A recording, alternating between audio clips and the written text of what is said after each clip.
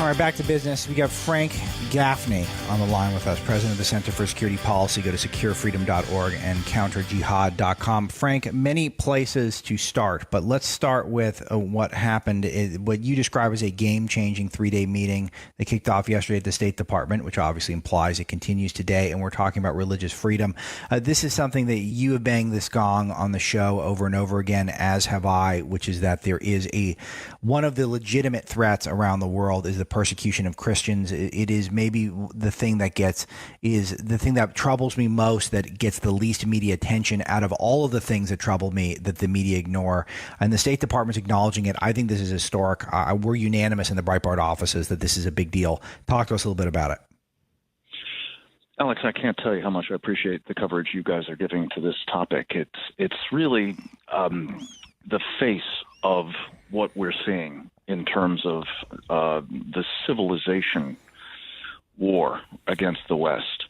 And the fact that it's something on the order of 215 million Christians around the world who aren't just having a bad day or, having difficulty getting a job, but who are being heavily persecuted.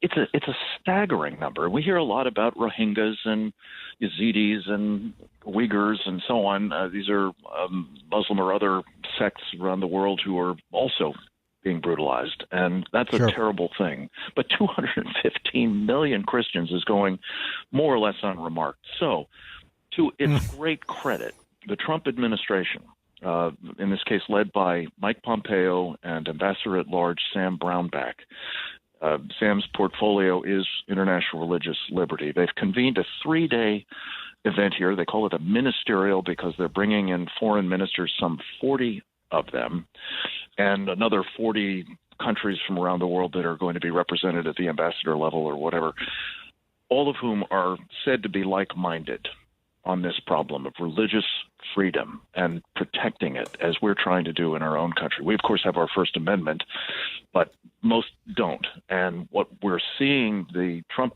team try to do is to impress upon people the problem, the magnitude of the problem. We had some powerful testimonies yesterday, the first day, Alex, one from Pastor Bronson, Andrew Bronson's daughter, about what's happening to him in Turkey, others in China and the Middle East. And the trouble is that unless we start doing something we're not doing, unless we start holding the persecutors accountable for what they are up to and creating real costs to them for doing it, I'm afraid that all of the relief, all of the charitable good works, important as they are to relieve the suffering of these people, it's kind of like aspirin for cancer patients. You've got to deal with the cancer itself.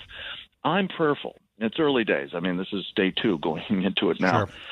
Of this 3-day event. But, Alex, I think that Mike Pompeo, I believe that Vice President Pence, who is going to be addressing the group tomorrow, certainly the president and Sam Brownback and John Bolton, these are all people of conviction who I think want to hold the persecutors accountable. I'm heartened that this may be a game changer in the event that we can do this not only as a nation, but as the leader truly of a free world fighting back against persecution of Christians and others who are simply trying to enjoy that unalienable, God-given right of freedom of religion.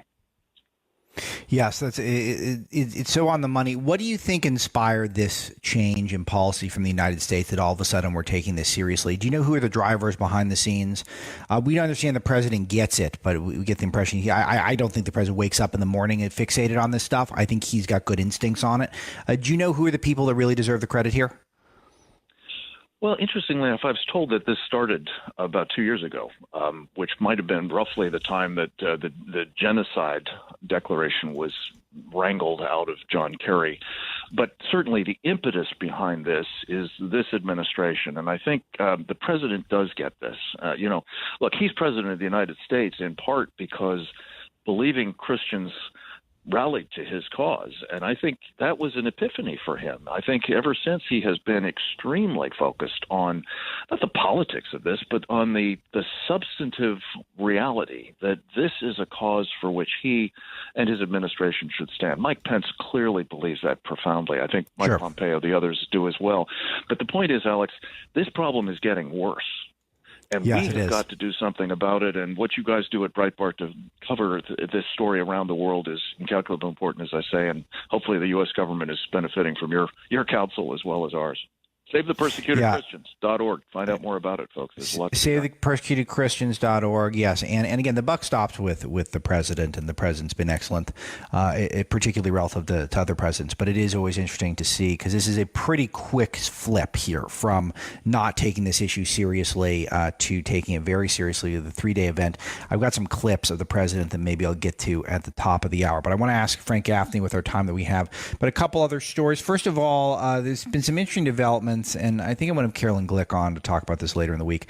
In terms of Middle East peace, it sounds like Jared Kushner's Middle East peace plan is not going very well. He's been writing some op-eds in establishment outlets like CNN and Washington Post, suggesting correctly that the problem with Middle East peace is Hamas is essentially supporting terrorists, lying about Israel, and it refuses to acknowledge Israel's right to exist, and it's going to be impossible to have peace without it. So my question is, Frank, was there some sort of art of the deal thing going on with Jared here, or did it really just dawn on him, as it appears to be the case over the last week or so, that that's what Hamas thinks of Israel, and there is not going to be a Middle East peace so long as Hamas has so much control in the region?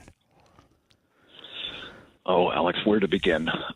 The problem with Middle East peace is that Iran is determined to destroy the state of Israel. Hamas is substantially supported by Iran, as is Hezbollah, as is Syria, as is Al-Qaeda. I mean, these are all Sharia supremacists to varying degrees who are committed to what they consider to be the replacement of Israel lock, stock, and barrel with the status quo ante, namely an Islamist or at least Islamic state from the river to the sea, as they say. Hamas and whatever Jared Kushner is currently thinking about them is an underlying reality, of course. But the trouble is there is also no interest in peace from one of the other entrants in this whole struggle, and that is, of course, the Palestinian Authority. They are as determined as ever to destroy Israel. There's no opportunity for peace. It would end whatever government there is, this fiction of Mahmoud Abbas being a real leader in any sense of the word, an elected leader most especially, is preposterous. But there's nobody to deal with for Israel. The best solution, and I really commend my colleague Daniel Pipes for his leadership in describing this, is to recognize the reality that Israel has defeated these enemies and to make peace on those terms, not on the idea that Israel has to keep trying to win them over as though they're equals in this affair. It's not so, and it starts with Iran. I'm very encouraged by what the administration is doing, notably the president and Mike Pompeo, in making clear there is a plan B. People said there wasn't one. What he was talking about, withdrawing from the so-called Joint Comprehensive Plan of Action, I call it the Obama bomb deal with Iran. In reality, There is a plan B, and that's trying to help liberate the people of Iran, not by our force of arms, but by helping them do it internally. And I think that's what this administration is doing. Yeah, I also like their characterization. I guess Jared gets a little bit of credit for this, characterizing the people in Palestine as being essentially captives by Hamas and thus by Iran, essentially. Frank Gaffney, great stuff, sir. Always appreciate our time together. Go to securefreedom.org, counterjihad.com. And is it SaveThePersecutedChristians.org, Frank? What is it again? SaveThePersecutedChristians.org. We got a brand new, fabulous exhibit I want to share with your listeners, too. Okay, make sure you guys check that out. Do Frank a solid. Do yourselves a solid and get that done. We'll be right back on Breitbart News. I do want to bring in John Hayward, who